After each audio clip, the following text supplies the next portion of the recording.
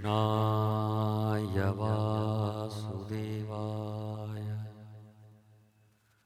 हरये परमात्मने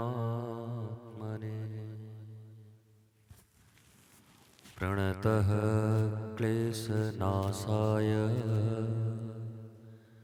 गोविन्दाय नमो नमः। हे कृष्ण करुणा सिंधो दीनबंधो जगत्पते गोपीश गोपिकाकांत श्री राधा कांत नमोस्तुते। तप्त कांचन गौरांगी श्री राधे वृंदावनेश्वरी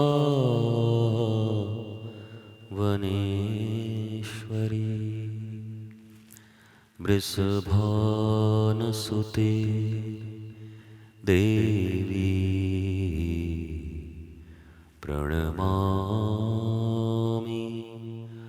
हरिप्रिये।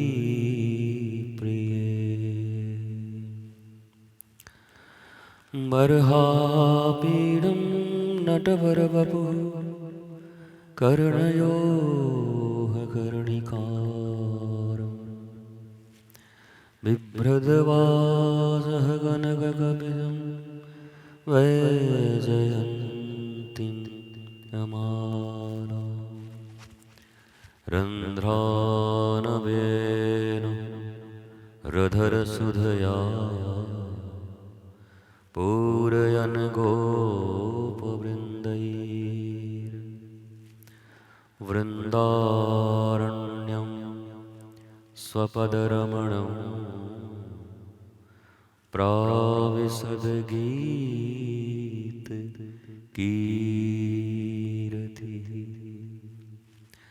अहो वकीयं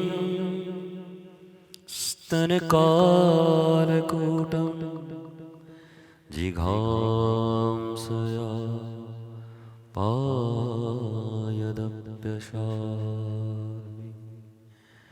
लेभे गतिं धातृयुतां तदोन्यं कं वादयालं शरणं व्रजे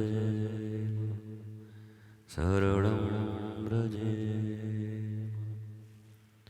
स वै पुंसां परो धर्मः यतो भक्तिर्यथोक्षजे अहेतुक्याय प्रतिहता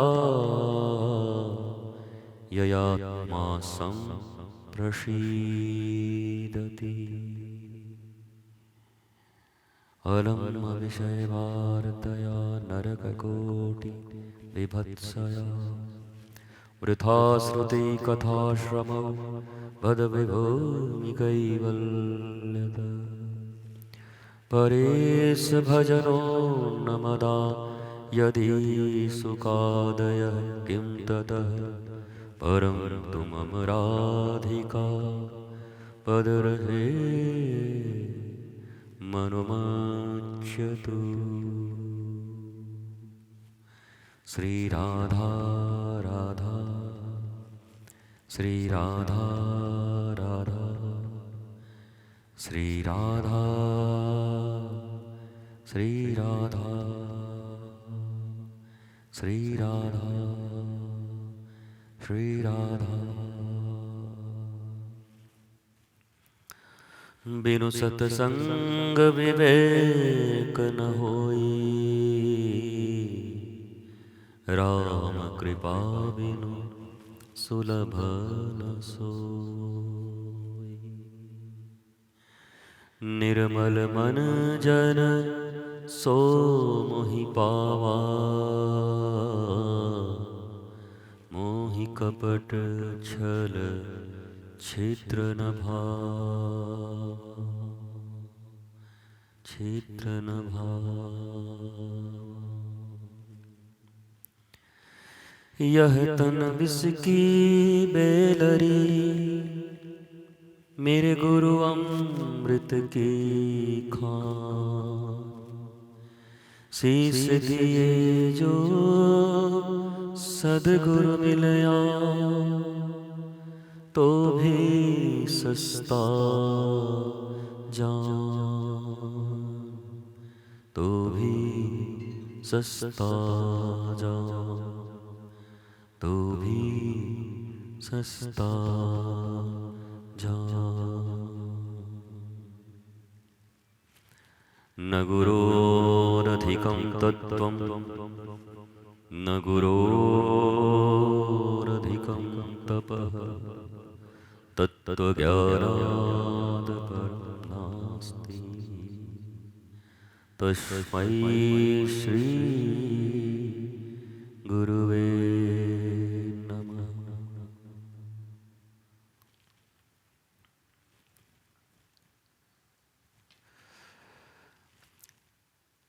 जीवन के सौभाग्यशाली क्षणों में मनुष्य को सत्संग की प्राप्ति होती है। ज़्यादातर संसार में लोग ये मानते हैं कि सौभाग्य तब उदय होता है जब धन, यश, पद और प्रतिष्ठा में वृद्धि होती है।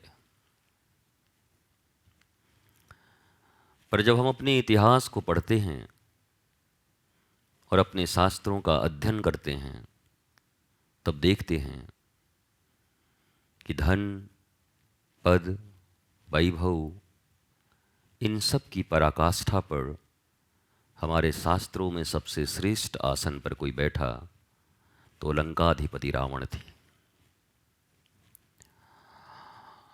परंतु जीवन में सत्संग की प्राप्ति उन्हें नहीं हुई।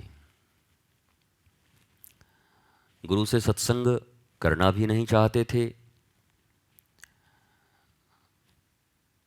कर्मकांड इत्यादि में उनका बहुत मन लगता था। वो सब लंका में यज्ञ हवन सब किया करते। ऐसी कई बार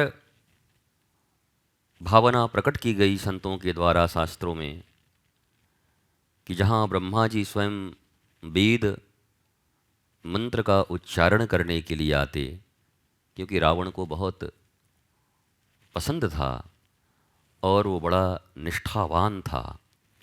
वेद मंत्र से ही अपने जीवन का प्रारंभ करता था। प्रत्येक प्रातः शिवार्चन करता, शिव के कई स्तोत्र रचे उसने।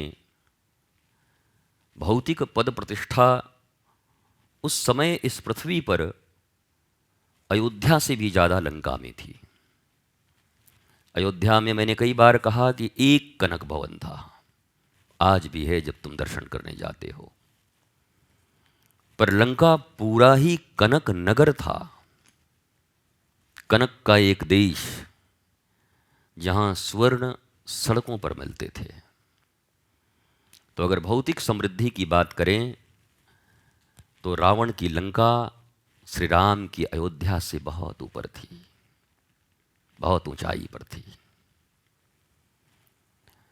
अगर वार्ता करें उसका प्रभाव कितना था, तो जितने भी देवता थे वो सब रावण के यहाँ हाजिरी लगाने आते थे।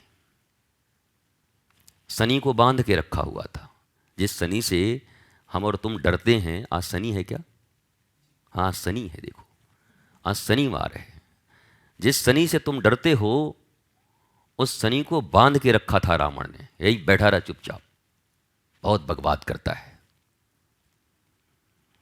तो उसके प्रभाव कितने होंगे, जहां ऐसे ऐसे विराट देव, गंधर्व, नाग, किन्नर सब उपस्थित रहते थे।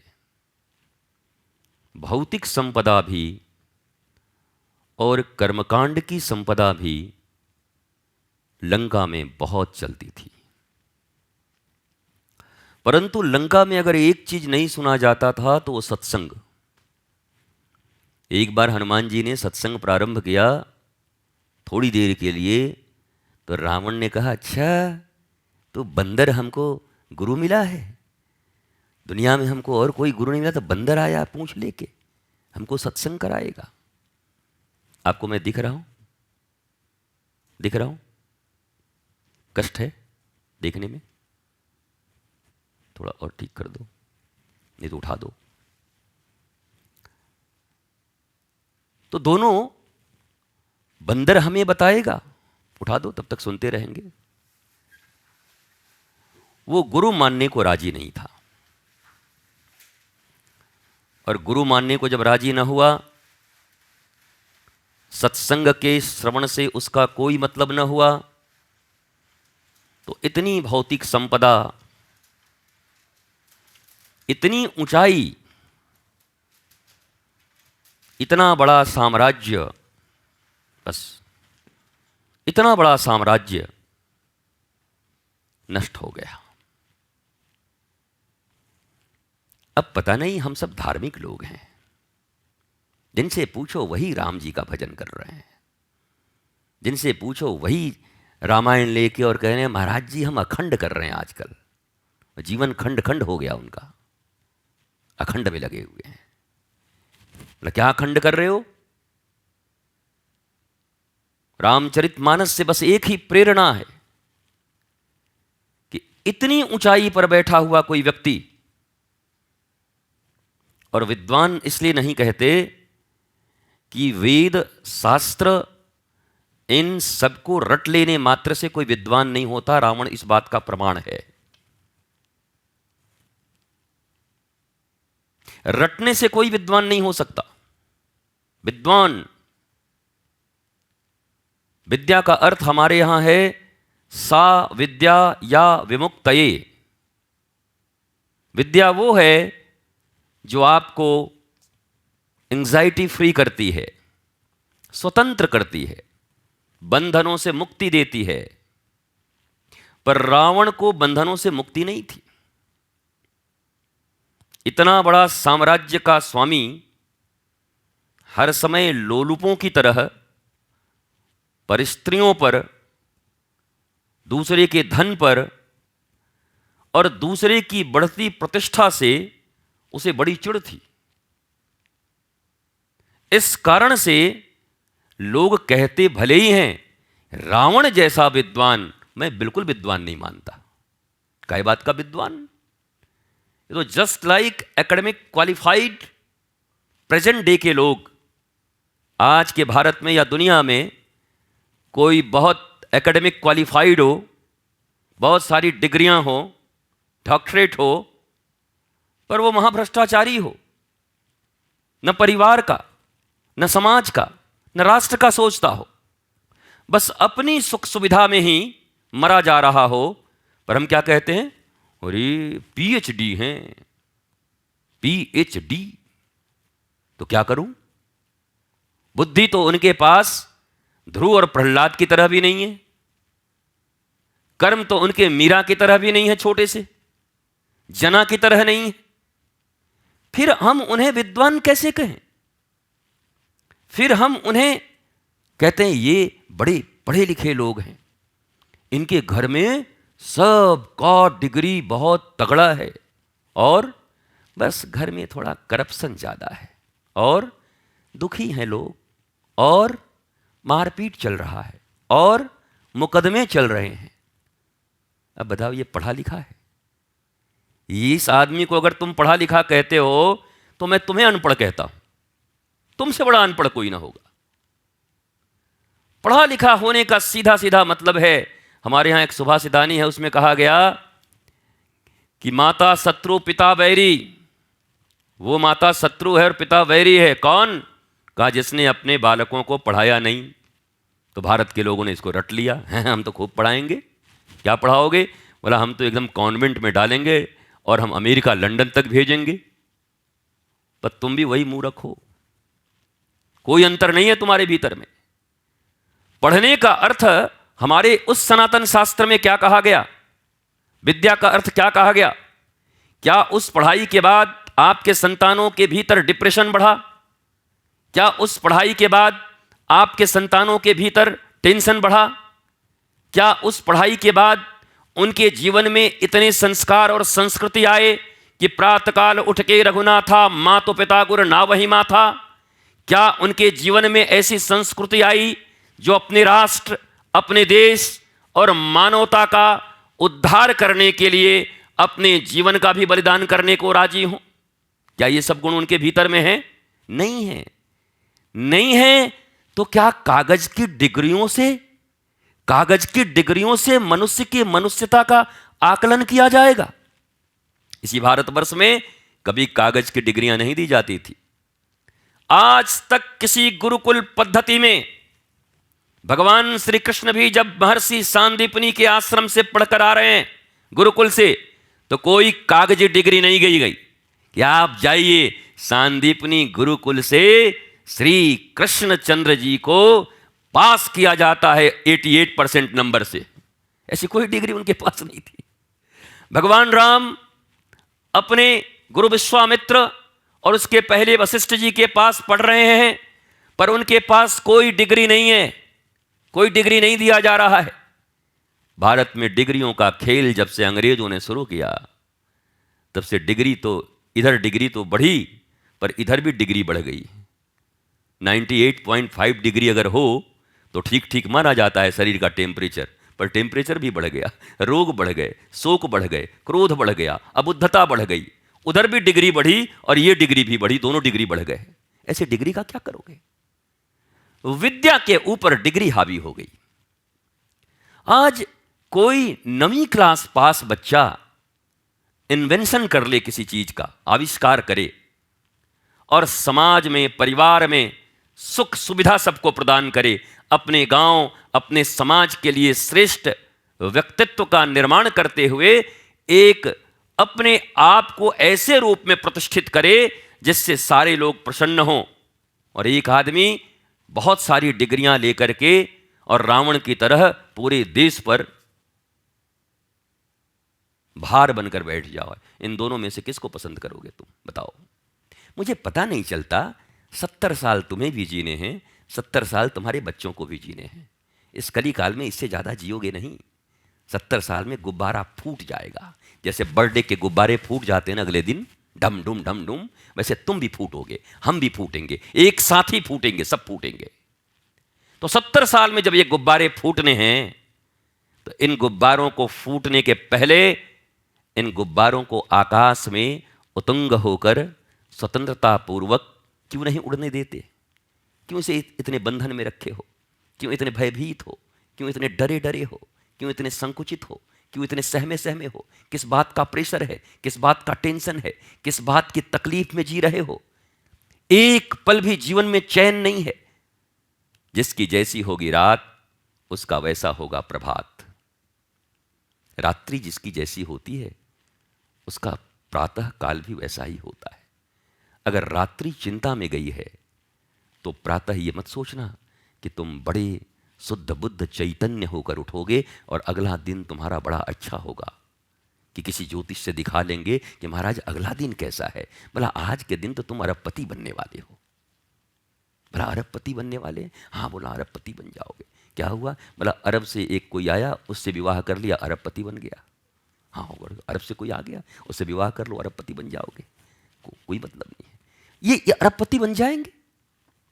रात्रि जो चैन से सो सकता हो, शांति से, बिस्तर पर जब जो जाता हो, परमात्मा ने जो बिस्तर दिया है, उस समय उसको चैन की आनंद करते हुए, प्रभु का नाम लेते हुए, और दिन भर जितने भी कर्म किए, जितने भी परिणाम मिले, वो सब प्रभु के चरणारविंद में समर्पित करते हुए, कायेन वाचा मनसेन्द्रियैः वा बुद्ध्यात्मना वानुसृत स्वभावात् करोति यदि यत् सकलम परस्मै नारायणेति समर्पित।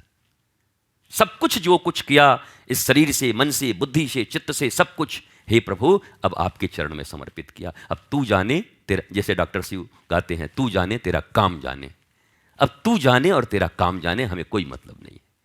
हमने आपको समर्पित कर दिया। बुरा भी तेरा, अच्छा भी तेरा।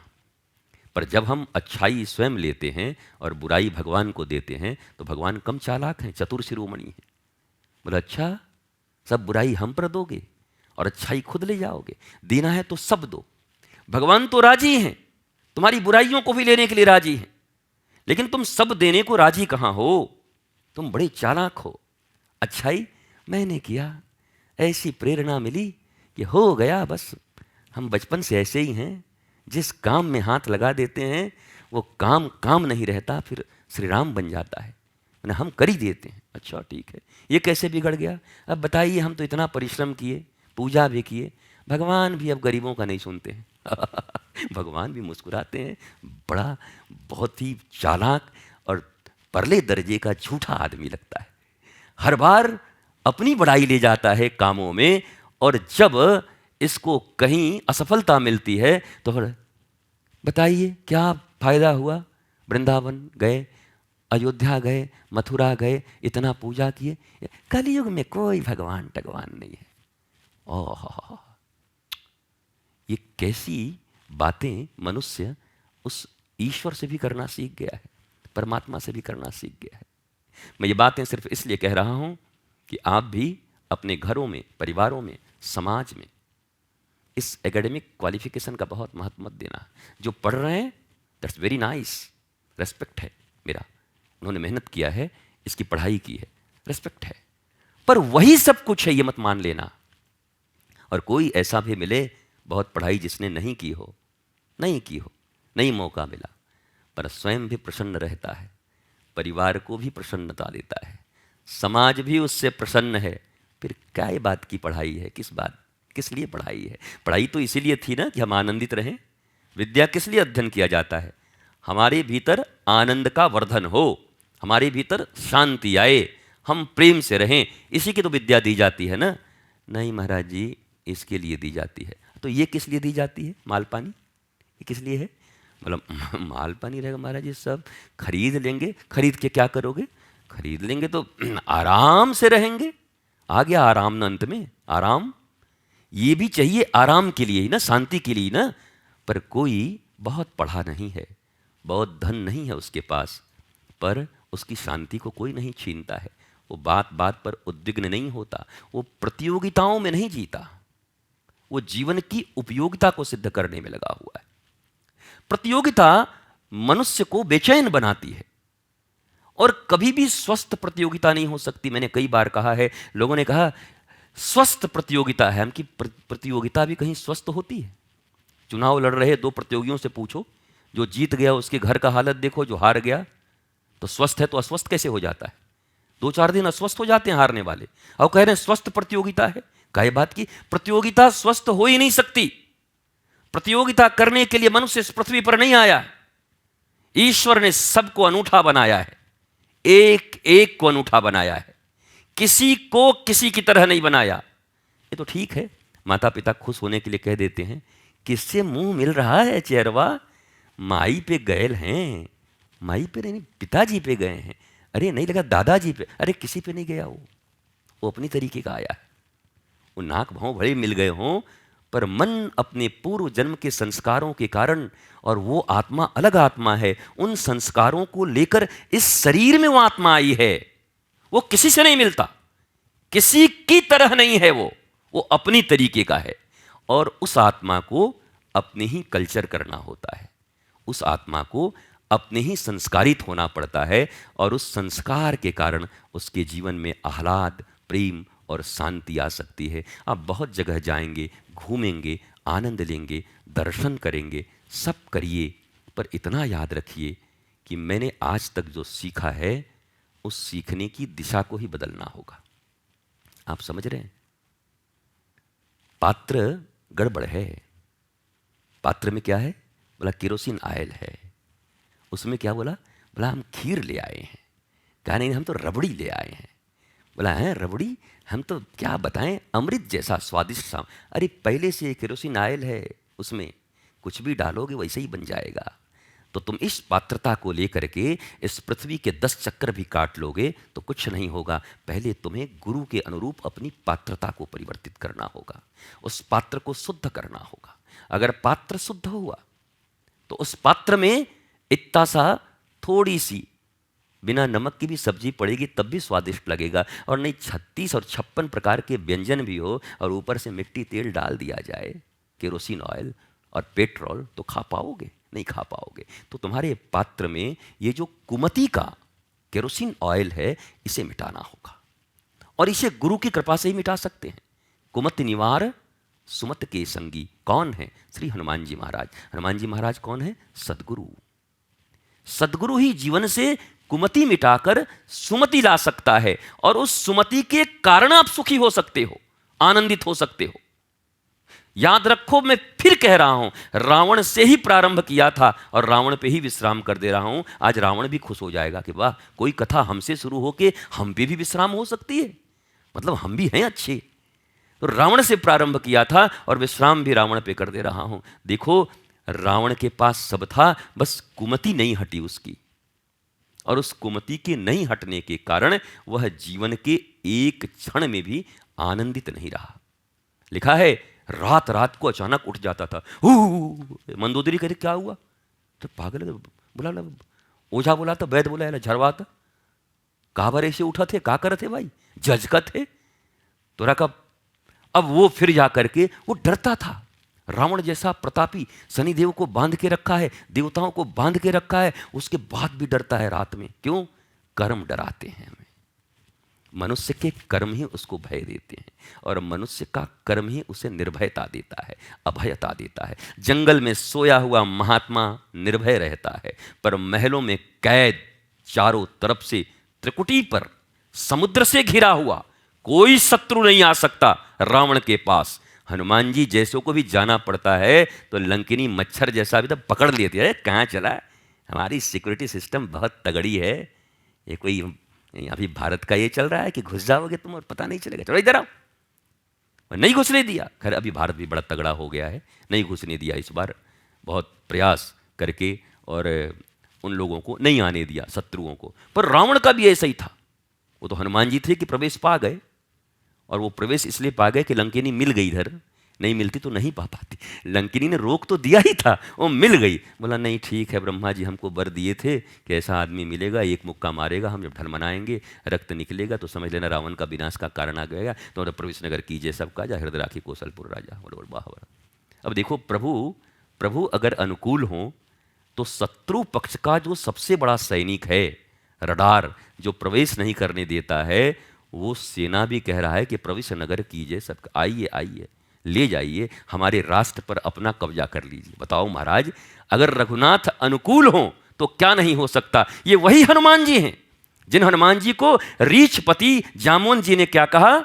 कहूं रीछपति सुन हनुमाना। ए हनुमान जी, क्या क्या ने उनकी बड़ाई की। पवन तनय बल पवन समाना, का चुप साध रहे हनुमाना। हनुमान जी सुन रहे हैं चुपचाप। अच्छा अभी मेरी बड़ाई, अच्छा मेरी बाप की बड़ाई, पवन तनय, अच्छा अब और बताओ। वो कितना कितना बुद्धि बल विवेक विज्ञाना। बहुत लोगों को नहीं पता होगा, हनुमान जी को समझते हैं हनुमान जी कईवीं क्लास पास थे, विज्ञाना, साइंस लिखा हुआ उसमें कि बुद्धि बल विवेक और विज्ञान, आप सबके स्वामी हो, आप सब जानते हो, बहुत बड़े साइंटिस्ट हो। तब भी हनुमान जी नहीं उठे, बोला अच्छा अच्छा हमको कोई मतलब नहीं है। और अंत में जब कहा, देखो तुम्हें तो एक बार कोई फुला दे, हम लोगों को, हमने कई बार सुना है। बोला कैसे? बोला इससे कुछ खाना है, इसका थोड़ा बड़ाई कर दीजिए, 10,000 खिला देगा। हम कहें ये कौन सा? बोला हाँ ये सब रास्ता है। बोला इसको कह दीजिए आप बहुत सुंदर हो तो ये कुछ भी कर देगा, इसको कह दीजिए बलवान हो तो ये कुछ भी कर देगा, इसको कह दीजिए वाह तुम्हारे पास बुद्धि बहुत है महानिर्बुद्धि महामूर्ख, पर कह दो बुद्धिमान है तो समोसा खिला देगा ला करके कि वाह भैया वाह आप तो बहुत अच्छे आदमी। तो वैसे ही हनुमान जी की बड़ाई, हनुमान जी के पिता की बड़ाई, हनुमान जी के कर्मों की बड़ाई, हनुमान जी के बल की बड़ाई, हनुमान जी की बुद्धि विवेक विज्ञान साइंटिस्ट होने का बड़ाई, पर हनुमान जी टस से मस नहीं हुए, चुप। कौन सो काज कठिन जग माही, जो नहीं होत तात तुम। हनुमान जी ने कहा मुझसे कोई काज नहीं हो सकता। तब जामुन जी को लगा कि कुछ गड़बड़ी हो रही है यार, इतने में तो कैसा भी आदमी उठ जाता। बताओ इतनी बड़ाई करने के बाद कोई भी उठ जाता, घर परिवार धन दौलत बुद्धि विवेक बाप दादा सबकी बड़ाई कर दिया, यह आदमी उठता ही नहीं है। तब उन्होंने, अरे रे रे, ये तो हनुमान जी हैं, ये ऐसे नहीं उठेंगे। और मैं मोबाइल इसलिए रखता हूं आजकल कि मेरे प्रवचन के टाइम में जो जो मुझे फ़ोन करता है ना, उस आदमी को मैं ब्लैक लिस्ट में फिर डाल देता हूं कि ये आदमी मेरे लायक है नहीं। जिसको ये पता नहीं है कि मेरे गुरु अभी प्रवचन कर रहे हैं, बाकी 50 यूट्यूब का बेल आइकन दबा के रखा हुआ है। आलिया भट्ट कब आएगी दबा के रखा हुआ है, टिंग बेल आइकन। पर गुरुदेव कब प्रवचन करेंगे उसका बेल आइकन नहीं दबाया इसने। इसलिए ऐसे लोगों का तो फोन हम कभी, वो ब्लैक लिस्ट में अब जाएगा ये आदमी जो भी है बहुत बड़ा आदमी है, लेकिन आज जाएगा ये, अब बचेगा नहीं।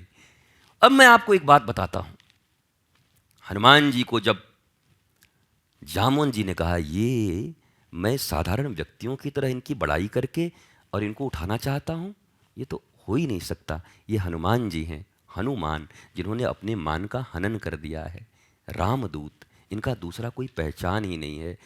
दासोहम कौशलेंद्रस्य, ये दास समझते हैं अपने आप को। जब मैं था तब हरि नहीं, अब हरि है मैं नाही, ये वाले सिद्धांत के हैं हनुमान जी। और मैं बेकार इनकी प्रशंसा किए जा रहा हूँ, बेकार इनके विषय में इतने कसीदे कढ़ा जा रहा हूँ। तब अंत में जामोन जी ने क्या कहा, राम काज लगी तब अवतारा। उसके बाद पर्वताकारा। जैसे ही कहा राम का, ए हनुमान जी, बोला हाँ, राम काज लगी तब अवतारा, आपका अवतार ही तो राम काज। बोला हाँ, यही तो मैं जानना चाहता था। तो ये हनुमान जी, विज्ञान जी, साइंटिस्ट जी, अब पवन तनय जी, अब फलाने जी, अब खानदान जी कर रहे थे, राम काज के लिए मेरा इस पृथ्वी पर अवतार हुआ है। और अब जब तुमने कहा राम काज लगी तब अवतारा। कई लोग अपने ही बड़ाई में यहां मस्त हैं, अपनी कुछ नहीं है तो बाप ही की बड़ाई में लगे हुए हैं। हमारे बाप को जानते हैं, हमारे बाप तो तुम तो क्या साफ हो, तुम्हारा बाप तो ठीक है, तुम हाफ हो कि साफ हो, बाप तो ठीक है। अपने से नहीं तो फिर बाप की बात, हमारे बाबूजी वहाँ, हमारे बाबूजी ये, हमारे बाबूजी वो करते हैं, हमारे बाबूजी को वहाँ मुख्यमंत्री जानता है, हमारे बाबूजी को प्रधानमंत्री जानते हैं। तुमको कौन जानता है कचौड़ा प्रसाद? तुम्हें भी कोई जानता है? अपनी भी कोई जिंदगी है, अपने तुम भी तो एक मनुष्य होकर के आए हो। ऐसे ही जिए जा रहे हैं कितने लोग जिंदगी में। हमारे जो भैया हैं ना, बड़े भैया, उनके ससुर के जो चचेरे भाई हैं, उनके ननद, उनके बहनोई के, उनके साली के, ननद के, भौजाई के, चचेरी बहन के, फुफिया सास के, ददिया नानी के, दूर के रिश्तेदार के मित्र हैं हमारे मंत्री जी। इतना नजदीकी रिश्तेदारी आज तक तुमने देखा ही नहीं था। बड़े नजदीकी हैं। बताओ इसका, इसकी पहचान बताओ। इसकी अपनी कोई पहचान नहीं है। ईश्वरयंस जीवय अविनाशी, चेतन यमल सहज सुख राशि। और भगवान छाती ठोक के कह रहे हैं, ममेवांश जीवलोके जीवभूत सनातन। ये जो सामने सब बैठे हैं, हनुमान जी बैठे हैं, राम जी बैठे हैं, शिव जी बैठे हैं, कृष्ण जी बैठे हैं, कह रहे हैं पता है ये सब कौन बैठे हैं?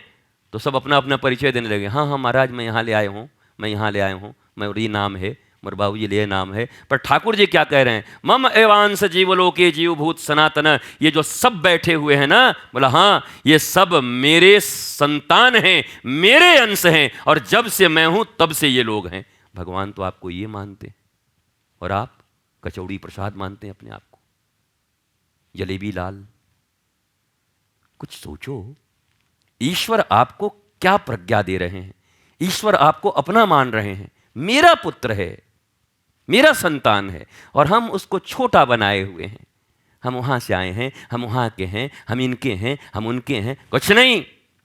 दासोहम कौशलेंद्रस्य, दास हूं मैं भगवान कौशलेंद्र श्री राम का, दास हूं अपने गुरुदेव भगवान का। बस इससे ज़्यादा परिचय की जरूरत नहीं होती। हनुमान जी ने इससे ज़्यादा परिचय पूरे रामचरितमानस में, हनुमान नाटक में कहीं भी इससे ज़्यादा परिचय नहीं दिया। ये तो तुलसीदास जी ने लिख दिया हनुमान चालीसा। और तुलसीदास जी ने जब हनुमान चालीसा बोला नहीं था पहले, बोला आइए आइए आइए रघुनाथ जी का थोड़ा बड़ाई करना है। बोला हाँ, तो बैठ जाते हैं। तो शुरू किया, बोला गुरुदेव से शुरू करें? हाँ बिल्कुल करिए। बोला श्री गुरुचरण सरोज रज निज मन मुकुर सुधार वरनौ रघुबर विमल जसु जोदायक फलचार। हनुमान जी कहना बहुत बढ़िया। उसके बाद सुमिरो पवन, वैसे ही हनुमान जी उठ के चले गए। बोले महाराज आपने बहुत बेकार आदमी हो, बुलाए थे कि राम जी का चर्चा करेंगे, पवन कुमार हम अपनी चर्चा सुनने आए हैं। मैं सही बता रहा हूं। हनुमान जी उठ के चले गए। बोला लिखो लिखो अपना, आप अपना काम करो, दोबारा हमको मत बुलाना। भाई तुलसी, अरे सुनी सुनी सुनी सुनी, ये वाला गलती से निकल गया, हम आगे बता रहे हैं। फिर जब वो कहते हैं कि ये चार क्या बोलते, जय हनुमान ज्ञान गुण सागर जय कपीस तुम लोग रामदूत अतुल अंजनी पुत्र महावीर विक्रम बजरंगी कुमंत श्री गुरुचरण सरोज रज निज मन मुकुर सुधार बल बुद्धि विद्या देहु मोहि। बोलते जाओ, तुम लोग को हनुमान चालीसा भी याद नहीं है? बोलो।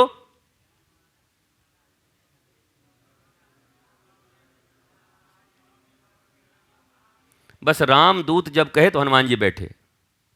बोला यहां पर हम बैठ जा रहे हैं, फिर आगे गड़बड़ी मत करना। पर तुलसीदास तो तुलसीदास बिठा करके बीच बीच में एक एक बार कि रामचंद्र के प्यारे बोलते थे और 5 ठोन का लिख देते थे। हनुमान जी जब तक समझते तब तक लिख ला करके नहीं, देखिए फिर क्या राम लखन सीता मन बसिया। बोला हाँ ये वाला ठीक है, ये वाला ठीक है।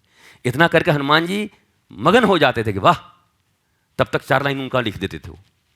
और तुलसीदास को बड़ा मुश्किल करके ये लिखना पड़ा हनुमान चालीसा ना, हनुमान जी लिखने नहीं देते। बोला हमारी चालीसा, हमारी बड़ाई प्रभु के सामने, अगर मेरा कोई पहचान है तो मेरे प्रभु के दास के रूप में है। मेरी पहचान मेरे प्रभु से है, अलग से मेरी पहचान बनाने का प्रयत्न मत करना। हनुमान जी ने कभी अपना अलग कोई पहचान बनाने का प्रयत्न नहीं किया। इस दुनिया के लोग हनुमान जी की पूजा तो करते हैं पर काम उनके विरुद्ध करते हैं, इसलिए न बलशाली हैं, न धैर्य है, न विवेक है, न ज्ञान है, न गुण है, न उनमें आनंद है, न प्रेम है। वो बिल्कुल मारे गए हैं, एक तरीके से परेशान हैं। पूजा तो हनुमान जी की है पर चरित्र बिल्कुल विपरीत है।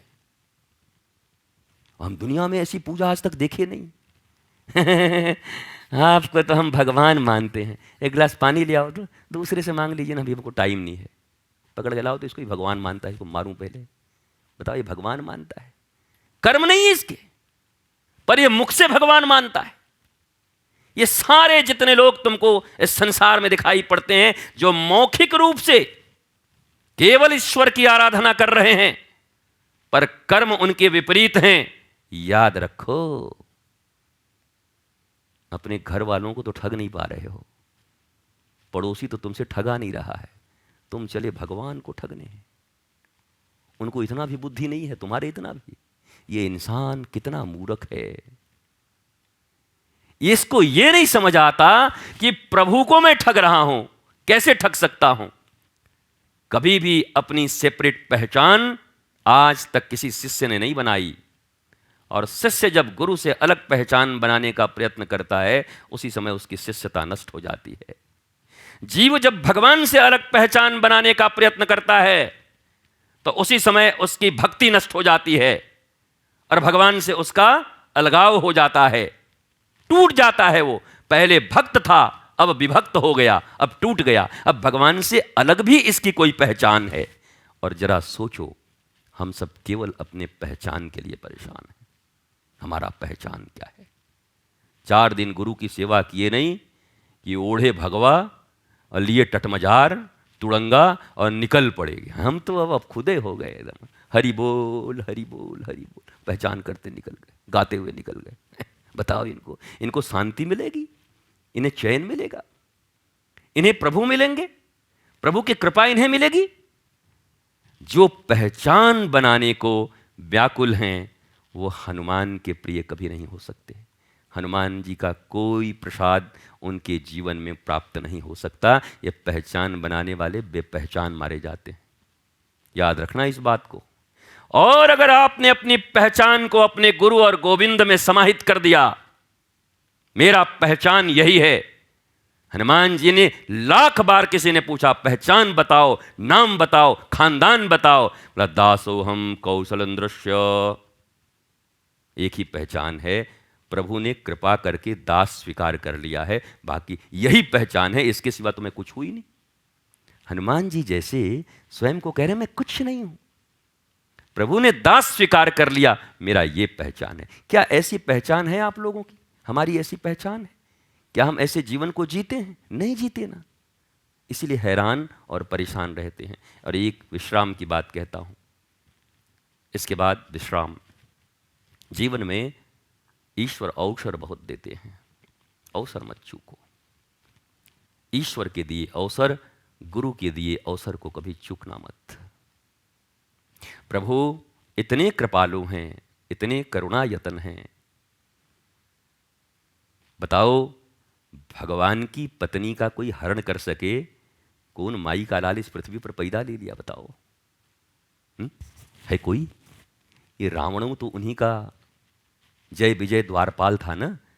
ठाकुर जी लीला करवा रहे हैं, और लीला करवा के इस लीला में सबसे बड़ा सम्मान किसे दिला रहे हैं? जिसको सम्मान की बिल्कुल चिंता नहीं है, हनुमान को। जिसको सम्मान की बिल्कुल चिंता नहीं थी, प्रभु ने यह लीला करके सारा सम्मान उनको दे दिया। खुद धरा धाम छोड़कर अपने धाम पहुंच गए सरयू जी में जाकर। पर हनुमान जी को कह दिया तू तो यहीं रह और मौज कर, चिरंजीवी होकर के आनंद ले। तू जहां जहां, मैं वहां वहां, तेरे साथ ही मैं हूं। बताओ कैसा ये लॉ है। अब इसको कौन सा लॉ कहें? लॉ ऑफ हनुमान कि law of Newton? Law of Hanuman, law of bhakti, law of prem, law of happiness, law of blissfulness. ये लॉ क्या है? जिसे पहचान की जरूरत नहीं, जिसे सम्मान की जरूरत नहीं, भगवान उसके लिए एक लीला बनाते हैं, पत्नी का हरण करवाते हैं, रोते भी हैं घूम घूम के, और कहते हैं हे हनुमान जी, आप नहीं होते तो सीता नहीं मिलती।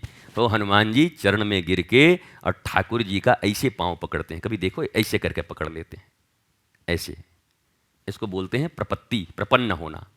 पीछे ये जो ये है ना, इसको पकड़ दे। पर ठाकुर जी अगर हमारी एक्सपायरी डेट हो गई हो तो पहले ही बता दो, निकल जाते हैं।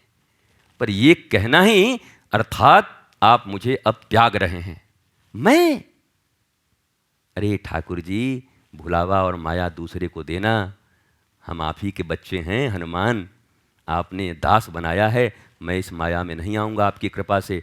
ये सब माया आपने रची थी कि इस हनुमान की पूजा गली गली में हो जाए। कह के हनुमान जी रोने लगे ठाकुर जी के चरणों में। क्या आपकी ये लीला थी मेरी प्रतिष्ठा के लिए? गुरु लीला करता है। गुरु और गोविंद सदा अपने शिष्यों पर, भक्तों पर लीला करके, निडी बनकर, जरूरतमंद बन करके उन्हें अवसर देते हैं, उन्हें महान बनाते हैं। और इस माया में जो उलझ गया, जो समझ गया, मुझे प्रभु ने अवसर दिया सेवा का, मैं ये अवसर चूकूंगा नहीं। और जो इस भुलावे में आ गया, मैं न होता तो पता नहीं क्या होता। तो हनुमान जी को दिखा दिया था ठाकुर जी ने। 28 बार ये राम कथा हो चुकी है, प्रभु आ चुके हैं चतुर्युगी में। चतुर्युगी होती है ना, सतयुग, त्रेता, द्वापर, कली। तो 27 का खेल दिखा दिया एक बार प्रभु ने। प्रभु के हाथ से ऐसे अंगूठी एक निकली और ढन्न से उधर चली गई। तो हनुमान जी वहीं बैठे थे, ये लास्ट वाले। तो बोला अरे इसको पकड़ो पकड़ो हनुमान, पकड़ो, दौड़ो। हनुमान जी दौड़े, ठाकुर जी का अंगूठी, और चलो तो चलो। हनुमान जी से पकड़ा ही नहीं। और जब गए तो जाके देखे, ऐसे करके उठाए। पिक्चर में नहीं देखा कभी कभी? शोले पिक्चर देखा आपने? वो पहले धर्मेंद्र के पास जाता है असरानी, नहीं, एक बहुत छोटे आदमी के पास जाता है। अच्छा, तो झुक के बात करता है, हमारे जेल में और सुरंग। अब फिर ऐसे ऐसे करते जाता है, वहां अमिताभ खड़ा रहता है ऐसे करके। तब देखता अरे राम, सोच रहा था कि हमको झुकना पड़ रहा है, मतलब मैं क्या हूं, क्या मेरी हाइट है? जब अमिताभ के सामने गया तो पता घुटने तक आ रहा है। तो अभी हनुमान जी को लगा कि मुझसे बड़ा कोई नहीं होगा। जब हनुमान जी अंगूठी जहाँ के जाके रुकती है, ये मुद्रिका जब देखते हैं तो तो एक विराट हनुमान। बोले कौन हो? तो ये वाले हनुमान जी कह रहे हैं, पहले आप बताइए महाराज आप कौन? बोला मैं हनुमान हूँ। तो बोला मैं कौन हूँ? बोला तुम मॉडर्न वाले हो, भी 16 वाले मॉडल हो तुम, प्रो 16 हो तुम, पर पुराना मैं हूँ, बेस मॉडल मैं हूँ, पहला हनुमान मैं हूँ। और जब हनुमान जी ने देखा तब आए और प्रभु के चरण में, ये 27वें हनुमान जी रोने लगे, प्रभु लीला दिखा दिया ना। हमको बड़ा महसूस होता था कभी कभी बीच में कि हनुमान, बोला जाके देख ओरिजिनल हनुमान कहाँ बैठे हुए हैं, पहले हनुमान। हनुमान जी को भी हनुमान जी के पास भेज दिया इस अंगूठी, इस मुद्रिका के कारण उनका दर्शन करने के लिए। प्रभु जब जब लीला करते हैं तो अपने भक्त का मान नहीं तोड़ते, कभी किसी भक्त का अपमान नहीं करते, बल्कि भक्त का अपमान न हो आगे और भक्त परेशान न हो, हैरान न हो, इसलिए गुरु और परमात्मा अपने भक्त और शिष्य के ऊपर कभी कभी कोई कौतुक लीला करते हैं। उसको लगे हमारा तो कोई इज्जत ही नहीं है, हमारा तो कोई सम्मान ही नहीं है, हम ऐसे कैसे रहेंगे? अरे भाई थोड़ा दम धर, थोड़ा दम धरेगा तो बचेगा, और बचेगा तो आगे तुम्हारे भाव बड़े होंगे, तुम्हें और बड़ा करना चाहते होंगे, गली गली में तुम्हारी पूजा करवाना चाहते होंगे, पर अवसर मत चूको। जब दें लपक लो, जब अवसर दें तब लपक लो। ये मत सोचो कि हर बार तुम ही लपकोगे। तुम चूक गए तो चूक गए। का बरसा जब कृषि सुखानी, समय चूकी पुनी का पछतानी। समय से जगना होता है, पर ईश्वर के सानिध्य और गुरु के सानिध्य में भक्ति पूर्वक एक बात और मैंने सीखी है, जब जगे तब सवेरा। कैसे सांप और कैसे सपेरा, जब जगे तब सवेरा, लेकिन जल्दी जग गए तब ना। बस स्मशान घाट की तरफ पांव चल पड़ा तो जग के क्या करोगे, तो सोने का समय आ गया। तो जल्दी ही जग जाओ, पहचान रहित बनो जीवन में, कोई पहचान ना हो कभी जीवन में। और यही तुम्हारी सफलता का सूत्र है। यही सूत्र बताने के लिए आज मैं आपके साथ बैठा। मस्त रहिए, स्वस्थ रहिए, आनंदित रहिए, प्रसन्न रहिए, मुस्कुराते रहिए, नृत्य करते रहिए, और बड़ी तीक्ष्णता के साथ गुरु गोविंद की ओर निहारते रहिए कि प्रभु कौतुकधारी, लीलाधारी, हमारी तरफ अवसर कब न फेंक दें। तो लपकने के लिए जैसे 10 खिलाड़ी तैयार रहते हैं क्रिकेट में, ऐसा नहीं है कि उधर वाला बैठा हुआ है, क्या पता उधर मारेगा, अभी उधर 4 रन मारा है तो इस बार इधर मारेगा, और इधर मारे तो उधर वाला बैठ जाए, अब उधर ही मार रहा है तो हमारा क्या है, तब तुम्हारे माथे पर से मार देगा फिर, और तुम अगले मैच में निकल जाओगे। तो 10 के 10 तैयार रहते हैं, बॉल हुआ, हाँ हमारे ही पास आ रहा है, हमारे ही पास आ रहा है। इसी प्रकार से हर वक्त, हर समय, हर क्षण पता नहीं कौन सा अवसर मेरे गोविंद मेरी ओर देने वाले हैं, मेरे गुरु मेरी ओर देने वाले हैं, और उसे लपक कर प्रभु का कार्य करके हनुमान बनने का अवसर मुझे मिलेगा। अब आपको आशीर्वाद देता हूँ। वृंदावन धाम में आए हैं आप सब, खूब आनंदित रहिए। किशोरी जी का यह दिव्य धाम, आनंदम धाम, श्री आनंदम धाम, निकुंज वन, वृंदावन में भी वृंदावन, वृंदावन के जितने संत हैं प्रायः सभी यहाँ पर आते, और आके सबकी एक ही उद्घोषणा है कि आपने वृंदावन में वृंदावन प्रकट कर दिया है, वृंदावन के भीतर वृंदावन प्रकट हो गया है, जहाँ सैकड़ों हजारों दीपक रोज प्रज्वलित होते हैं। आप समझो सैकड़ों वर्ष से जो वृंदावन में रह रहे हैं वह भी इस स्थान को देख करके आश्चर्यचकित हो जाते हैं। वाह वाह वाह, ठाकुर जी ने ऐसा स्थान, ऐसी कृपा की है, राधा रानी ने, आप सब उस स्थान पर उपस्थित हैं। दर्शन भी करिएगा, पर ऐसा नहीं, थकने वाला नहीं, यहाँ मुंडी मारा, वहाँ मुंडी मारा, वहाँ मुंडी मारा, वहाँ मुंडी मारा, और मारते मारते दोपहर तक ऐसे थम से सोफा पर बैठ के अरे थक गए। ठाकुर जी के दर्शन से तो मनुष्य के अंदर में फ्रेशनेस आती है। थक गए तो कौन सा दर्शन कर रहे थे? तब इसका मतलब कबड्डी खेल रहे थे, या इसका मतलब गिनती कर रहे थे।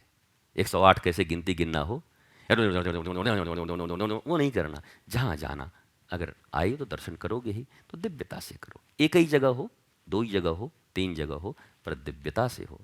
वहाँ के प्रभु का दर्शन करें, स्मरण करें, चिंतन करें, आनंदित। यहीं पर कितने ठाकुर जी हैं, आनंदम बिहारी, हमारे वो आनंदेश्वर महादेव। पहले इन्हीं लोगों का ठीक से दर्शन करो। ना तो घर की मुर्गी दाल बराबरी तो अपने गुरुजी वाला है, इसका क्या दर्शन करना है। अरे घर की मुर्गी दाल बराबर, यहाँ सबरी ठाकुरार। कल वो समझो, कल एक बच्ची आई थी, वो उसके साथ प्रीति के साथ, वो क्या नाम था उसका, प्रिया। हाँ, वो हम कम से कम 150 देशों में घूमी हुई है। इतनी मॉडर्न, इतनी एडवांस, इतनी लेविस लाइफ जीती है, पर ऐसी राधा रानी की उस पर कृपा हुई है। और रात 2 बजे तक यहाँ बैठे हुए थे, चर्चा करते करते करते, बीच बीच में ऐसे। और पति भी यूएस में इतना अच्छा जमा हुआ, पर भक्ति के लिए छोड़कर यहाँ पर आ गया, वो पति भी, पति पत्नी दोनों। और यहाँ आकर उसने कहा, मैं जीवन में इतना भक्ति खोजने के बाद जब मैं यहाँ अंदर गई निकुंज वन में, तो मुझे लगा कि आज मेरी पूर्णता हो गई भक्ति की, आज राधा रानी ने मुझे दर्शन दे दिया। इतने देशों में घूमने के बाद, इतने समय तक भक्ति करने के बाद, और कल ही गई यहाँ से, वो बेटी सुन भी रही होगी, दोनों पति पत्नी सुन रहे होंगे, कैसे भाव उनके। और एआई का मास्टर, वर्तमान विश्व का इतना बड़ा मास्टर है वो। हम और हमसे संकोच कर रहे थे, गुरुजी आप जिसका विरोध करते हैं। हम कि अरे आधा सुना है तुमने, हम एआई का विरोध नहीं करते।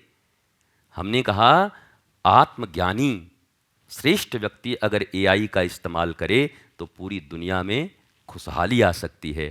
पर अब बताओ, हाफिज करे तो आएगा? बोलो, आतंकवादी अगर इसका इस्तेमाल करें तो सबको मारने के लिए करेंगे, पर इसी का इस्तेमाल राष्ट्र प्रेमी करें, सनातन का कोई करे जो वसुधैव कुटुंबकम मानता हो, तो इसी एआई से सबका मंगल हो सकता है। हमें बेकार का एआई का विरोधी साबित कर दिया। ये रील बनाने वालों ने आधा काट के डाल दिया। ये इन लोगों को हमसे जब चिढ़ होती है ना, तो कुछ बोल तो पाते नहीं। हमारी आधी रील काट के डाल देते हैं और 1 करोड़ आदमी से गाली सुनवाते हैं लोग। कहा कि हम तो कुछ कर नहीं पा रहे हैं, गाली तेरे को जरूर सुनवाएंगे। आधा रील डाल देते हैं, पूरी रील डाला करो। मैं एआई का विरोधी नहीं हूँ, नवीनतम टेक्नोलॉजी का विरोधी नहीं हूँ। श्री राम नहीं रहे उस समय जो जो अस्त्र बने सबका प्रयोग प्रभु ने करवाया। श्री कृष्ण नहीं रहे, नवीनतम रथों का प्रयोग करवाया। तो कोई भी संत, कोई भी भक्त कैसे नवीनतम टेक्नोलॉजी का विरोधी हो सकता है? नवीनतम टेक्नोलॉजी एक्सटर्नल है, मैं बस इंटरनल टेक्नोलॉजी की बात कर रहा हूँ। वो टेक्नोलॉजी जिससे तुम शांत रह सकते हो, हैप्पी रह सकते हो, ब्लिसफुल रह सकते हो, स्माइल तुम्हारी ऑलवेज हो, एयर होस्टेस की तरह नहीं हो। वो टेक्नोलॉजी कहाँ गई तुम्हारी? वो साइंस कहाँ गया तुम्हारा? मैं उस साइंस की बात कर रहा हूँ। तो दोनों साइंस और दोनों टेक्नोलॉजी हमारे पास होनी चाहिए। तो वो अगर ऐसे भक्त जिन्होंने पैसे का महत्व नहीं दिया, प्रतिष्ठा का महत्व नहीं दिया, एआई के मास्टर हैं, और अब वो किशोरी जी के लिए, धाम के लिए, प्रभु के लिए, सबके लिए उस टेक्नोलॉजी का व्यवहार करना चाहते हैं, तो बताओ ये टेक्नोलॉजी वरदान बन जाएगी कि नहीं? वरदान तब बनेगी जब आदमी भक्त होगा, आदमी ज्ञानी होगा, और अभिशाप तब बन जाएगी जब किसी राक्षस के हाथ में पड़ जाएगा। टेक्नोलॉजी तो टेक्नोलॉजी है, मनुष्य महत्वपूर्ण है। तो आप सब भी ऐसे ही बनिए, श्रेष्ठ रहिए, मॉडर्न रहिए, सब में चमचमाते रहिए, पर आंतरिक शांति उस ज्ञान के कारण हो, गुरु के ज्ञान के कारण हो। गुरु के ज्ञान से कभी भी वंचित होने का प्रयत्न न करें। शांति से दर्शन करिए, आनंद लीजिए, प्रसन्नता से रहिए, नाचिए, भीतर में जो रज हैं उस रज पर लोटिए पोटिए। यही तो वृंदावन ब्रज का रज बहुत महत्वपूर्ण है। अब इतने में तो मैंने गाइडलाइन दे दिया, आपको समझ गए होंगे। अब बिल्लू बैठा है तो इतना गाइडलाइन देना मेरा बनता है, नहीं तो बिल्लू कहेगा कि मैं आया हूँ, मतलब कोई गाइडलाइन नहीं देते गुरुजी, कुछ कहत नहीं है, बतावा कैसे चली। हिमांशु भी बैठे हैं। तो आप सब जितने भी लोग आए हैं, सब आनंदित रहिए, प्रसन्न रहिए, नृत्य करिए, खूब यहीं पर बने, खूब प्रसाद पाइए और नाचिए जम तक, और फिर जाकर लब से कहीं से दर्शन करके आ जाइए, जो भी करना हो। ऐसे करके आनंद लीजिए। सबको बहुत बहुत आशीष, सबको नमन, वंदन, प्रणाम। जय जय श्री राधे, जय जय श्री राधे, जय जय श्री राधे। नमः पार्वती पतये, हर हर हर महादेव। शंभो शंभो शंभो। गुरु वचनों को रखना संभाल के, एक एक वचन में गहरा राज है। जिसने जानी है महिमा गुरु की, उसका डूबा कभी न जहाज है। तो इसी वचन का मर्यादा रखते हुए आनंद के साथ अपने जीवन में आगे बढ़ते रहिए। प्रणाम करता हूँ।